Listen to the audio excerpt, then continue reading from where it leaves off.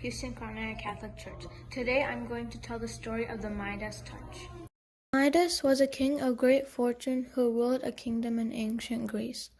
He had everything a king could wish for. He lived in luxury in a great castle. He shared his life of abundance with his beautiful daughter. Even though he was very rich, Midas thought that his greatest happiness was provided by gold. His avarice was such that he used to spend his days counting his gold coins. Occasionally, he used to cover his body with gold objects as if he wanted to bathe in them. Money was his obsession. One day, Dionysus, a wizard, passed through the kingdom of Midas. One of his companions, named Selenius, got delayed along the way. Selenius got tired and decided to take a nap in the famous rose garden surrounding the palace of King Midas. The king happened to find him in the garden and invited him to spend a few days at the palace. After that, Midas took Selenius to the wizard.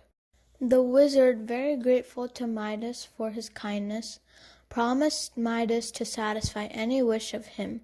Midas thought for a while, and then he said, "I hope that everything I touch becomes gold." Dionysus warned the king to think well about his wish, but Midas was positive. Dionysus could do nothing else and promised the king that from the following day everything he touched would turn into gold. The next day, Midas woke up eager to see if his wish would become true.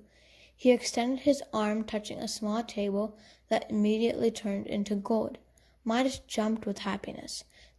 He then touched a chair, the carpet, the door, his bathtub, and a table, and so he kept on running all over his palace until he got exhausted and happy at the same time. He sat at the table to have breakfast and took a rose between his hands to smell its fragrance.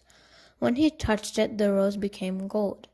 "I will have to absorb the fragrance and without touching the roses, I suppose," he thought in disappointment. Without even thinking, he ate a grape, but it also turned into gold. The same happened with a slice of bread and a glass of water.